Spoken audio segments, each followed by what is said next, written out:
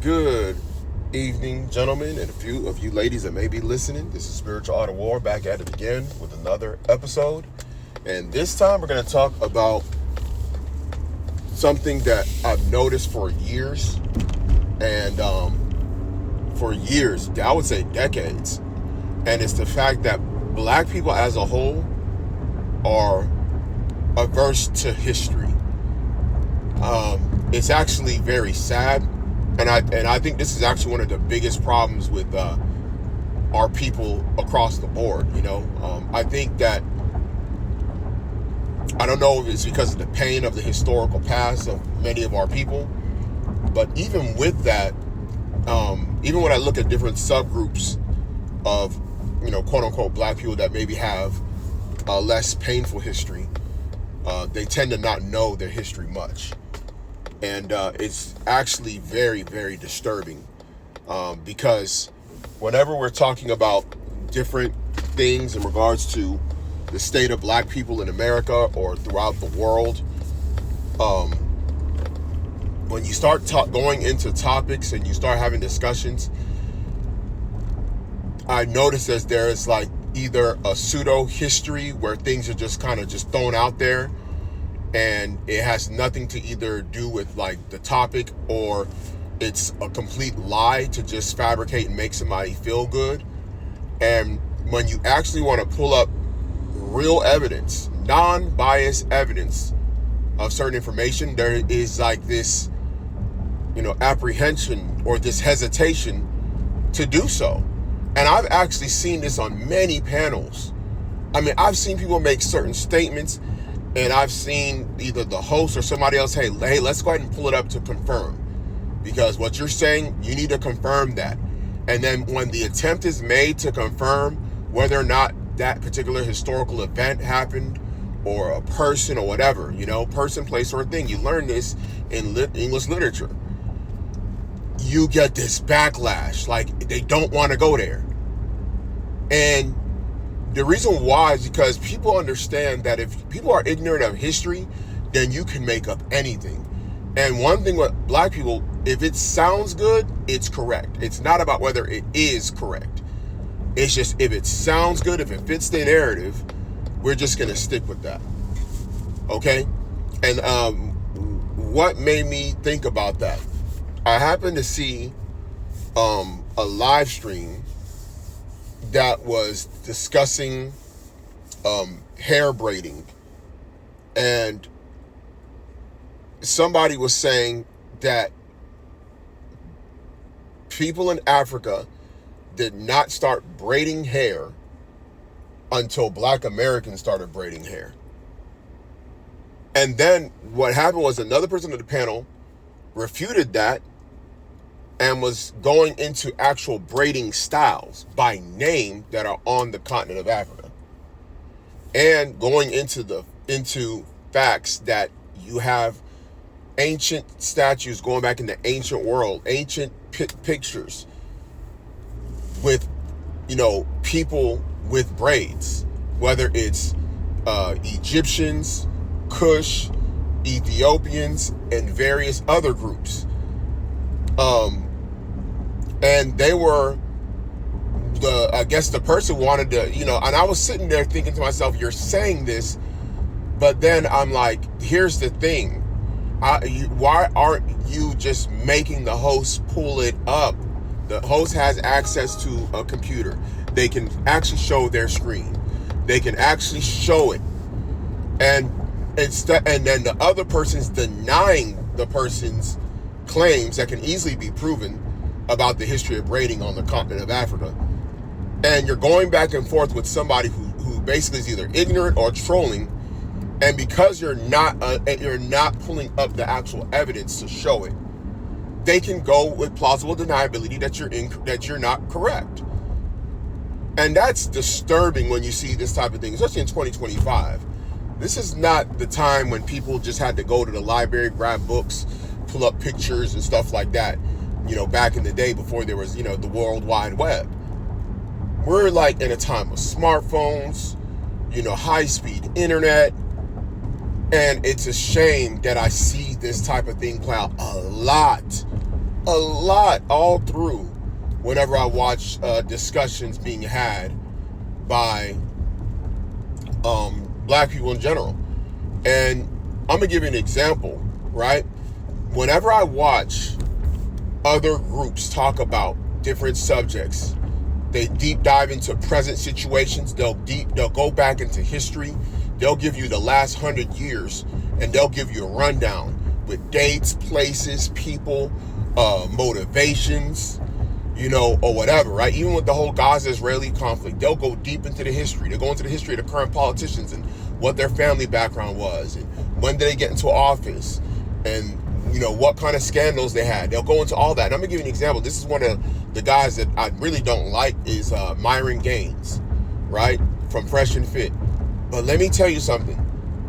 The reason why, see, there's two things, and this is how I know that he knows, because this is how you know that people, they'll use history when it's advantageous to them, and then they'll take it out and do pseudo-history or just do narratives. So what Myron will do is, because he's a Muslim and he views himself as an Arab, even though he's from Sudan, because a lot of Sudanese people, there's a chunk of them that call themselves Sudanese Arabs that don't view themselves as quote-unquote black. So because he's so passionate about the Gaza-Israeli conflict, he has whole 2-3 hour streams where he goes deep dives into intricate history and goes super deep, even way beyond the surface level stuff that you would see on a mainstream news network. So he'll back it up with actual evidence from sources that even include Israelis, like from their own newspaper article sources and their own professionals, or you could say intellectuals, such as like people that work in universities and things like that, and some of their historians, even accounts of people that are Israelis telling you about how they were accepted by the Arabs in 1947 and all that, right? Now, he will use that and go deep dive, but then when he wants to attack so-called black American people, he will not go into history, into the racism and the oppression that black Americans have gone through. He will never bring it up. He'll just say, that was in the past, stop complaining, everybody got an opportunity, you're just this, you're just that, nobody's being racist to you, you're being racist to yourselves. It's this whole, let me just not give any context to the situation and the plight of so-called black people in America. And why is he able to do that? Because he does not go into history. If he goes into history, if you actually challenge him and sit him down and go in history, he can't continue the same narrative, because you can attack in so many angles that he will be overwhelmed with any type of rebuttal that he would make to make an excuse for these people. All right, meaning for the racist / white supremacist oppressors. So that's the reason why narratives are very powerful meaning false narratives are very powerful whenever context of history is not brought in. And unfortunately, even when black people get together, they do not like to deal with the context of actual history. They despise it. I know this for a fact. I'm telling you, because I've actually been in many, growing up, even in college, I can recall having historical conversations with East Indians when I was in college about history, and they are attentive, they will hear it out, they will recognize, they will allow you to confirm, and they will even say, you know what, you're right, this type of stuff, XYZ, was happening, and that's messed up, I never knew it, but they will acknowledge it right there, right? But our people are not built like that, bro. Our people just do not like history. And it makes it very easy for a lot of grifters to reframe positions, arguments in other ways. This is the reason why you have this whole Aboriginal thing going on. I'm going to tell you, I can ask about 5 or 6 questions for any of these so-called black Aboriginals, people that say that black people have always been here in America. I can ask about 5 or 6 questions, that they will be stumped on, just on them trying to prove that they're aboriginals. But the reason why you can't do that, because people love narratives over facts. Okay? And if it's a feel-good thing, people will run with it. That's why you get our people, we will reject we'll reject actual verifiable scientific information to maintain a false narrative. And this is very, very dangerous. And this is the reason why you can have people that know history that will flip it for their own benefit, whatever movement. Just like Tariq, he was for years a Pan-Africanist. He was a years admitting the slave trade and all these things that happened. Now you got his group and the Aborigine people saying, where are the slave ships? I meaning among them, they're saying, we had 4 million people freed by 1865. How do you get 4 million people on ships? Why they would say that? The reason why they would say that, because they don't understand fertility. They don't understand history. They don't understand the breeding farms. They don't understand that you can go from 400,000 in 1790, and by 1865 you can be at 4 million through forced breeding. Meaning every female that bleeds, that has a menstrual cycle, is automatically expected to bear children as soon as she starts bleeding. And there was incentive to do that because slave trading was banned, and therefore whoever remained had to be basically multiplied by the owners. And they made this wicked practice of slave breeding. And instead of to accept the reality of this and to act as if when they wrote these things in the 1800s, it was a lie and they're just fabricating and y'all were always here, there are so many holes in that argument, because that would be super interesting for a group of people to call themselves natives that maintain no native language, no native names, no native clothing, no native traditions, but claim to be the natives of the land. That makes zero sense. That's never happened in history, that a group of people that were millions of people had another group of people who didn't even really outnumber you that much. Because in 1865, the majority of southern states were majority black. That's why they created what was called the 3/5 Compromise, because they didn't want the slaves to be counted as one man for the property of these wicked slave owners. So they came up with a 3/5 Compromise, because you had states like Mississippi, Alabama, South Carolina, Louisiana that were literally majority black during slavery. Now, you're saying, here's part of the reason why this is such a freaking fallacy. Because if you're saying that millions of black people, that you're descendants of native black people that have always been on the land, and white people came and took over it and enslaved you on the land, then why is there no remaining remnant of the names, the language, and the culture of the native culture? Why is there a lack of that? Because if you look at South Africa, which that's what I'm going to give you a historical context comparison to. South Africa had Dutch and British come there, right, in what is now known as South Africa, and they had war with those ethnic groups, the Xhosa and the Khoisan and the Zulu. They had multiple wars, okay? Yet, some of them were enslaved and worked the farm of the white people later known as Afrikaners. And when they mixed in and when they were sleeping with those native women and having those children, they became known as the coloreds, because they were so-called multiracial people, largely of those southern African native tribes, some others also Malaysian, because that was a Dutch colony, and some of the people that were enslaved were brought from Malaysia, and the so-called Dutch Afrikaners and British. That's what a lot of those so-called coloreds became mixed with.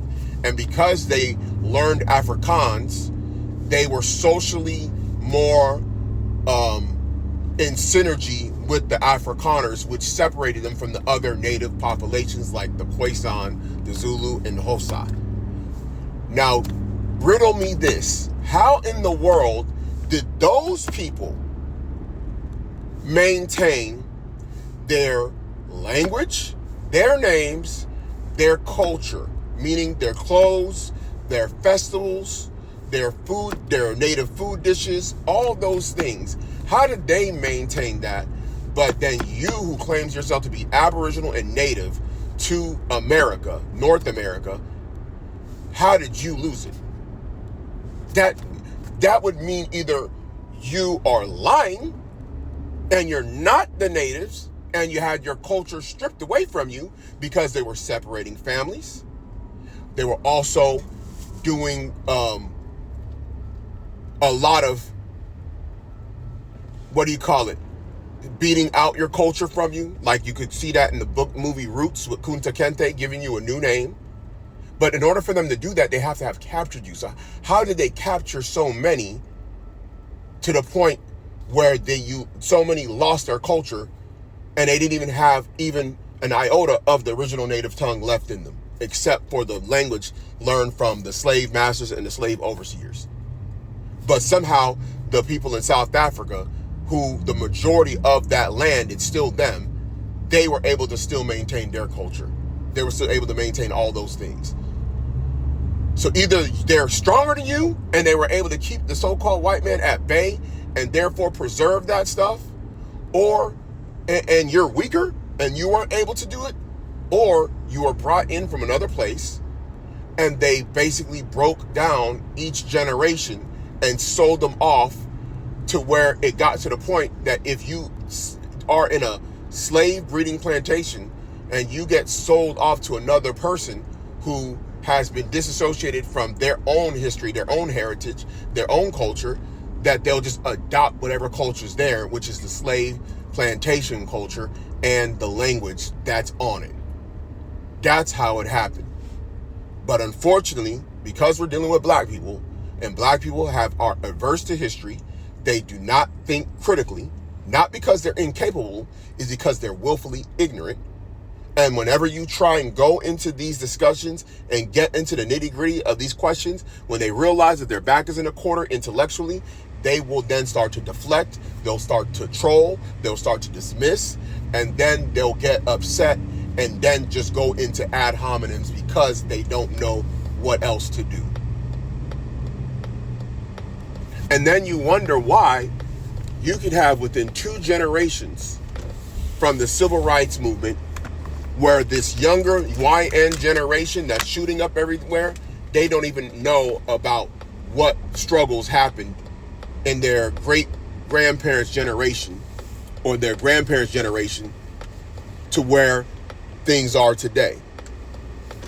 They don't know none of that. You can quiz some of these kids, they won't know nothing. I'm telling you right now, go to a 17-year-old and show them a picture of like 3 major people in the civil rights era. I guarantee you most of them won't be able to name more than one. And you can show them a picture of Rosa Parks, Malcolm X, and Martin Luther King, and you'll be surprised how many of them don't even know who any 3 of those are if you show them a picture. And most of them will probably only know Martin Luther King, but they won't know who Rosa Parks is. They won't know who Emmett Till is. They won't know who Malcolm X is. And guess who is in charge of showing their people their history? Just the most recent history. We're not even talking about biblical history. If you're an Israelite, we're talking about just recent history. It's your generation. It's your own people. It's going to be the people the adults that are looking after these kids. And then you wonder why these kids have such a high amount of self-hate, that they're destroying each other and our people. You wonder why they don't have no self-esteem, why they need to have luxury clothes, why they worship money, okay? Why they got to have jewelry, why they got to take fancy trips to make themselves feel like they're somebody in life. Okay, that's why you got guys like Tariq Nasheed. They don't want to go into those hard discussions because it's not profitable. You can't make money when it comes to actually what's going on. And it's a shame when someone like that, this guy is a grifter that knows history. So that even makes him more dangerous because he knows where to deny, where to deflect, and where to change different things, knowing that his listeners ain't gonna go and do research. Because one thing that a lot of these people that are so-called leaders among black people understand, the ones that are in it for the money because they're living a lifestyle of the people, one thing they do know is that the average Negro does not do research. That's why I'm telling you, the most dangerous person to these type of people are people that know history, that know how to present information, and know how to deconstruct their argument bit by bit. And that's the reason why they will run away from those people that are exposing them. They will run away. That's the reason why, if you go back in time and you look at like the debates that Malcolm X and Muhammad Ali would have back in the 60s, they would go into history. That's because that is a power tool. When you can go into the history and you can show them exactly who they really are, they can't deny it because they know it's true. But when you sit there on the service level and they say, why can't black people get their act together? And then you want to run with these different guys like your Jason Whitlock, your Anton Daniels, or Anthony Brian Logan, your Brandon Tatum, your Hodge twins, when they can just run with the narrative of just looking at what's happening now without concepts of history. Now they can go straight bigotry. They could go straight become a bigot. They can teach other people to become a bigot. They can teach other people to be insensitive to your plight as a people. Because they'll skip over that. They'll skip over it. And it actually strengthens the argument of the white supremacists. Even what Tariq is doing is strengthening the argument of the white supremacists. Because if you are against your own people, which I'm going to get into something. I'm going to actually get into something that's going to disappoint a lot of people from his organization. I'm going to call it organization because it's not a lineage. Okay, there's plenty of proof of that. Because a lineage is something you can't change. A lineage is something that you can't kick somebody out of because you don't agree with them. But anyway,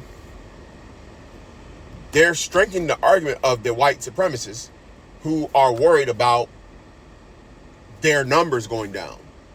The replacement theory. What was the whole issue about in the University of Virginia where those young so-called white men came out there saying you will not replace us with their tiki torch and going around, and it led to that person getting killed, getting hit by a car, the anti-protesters.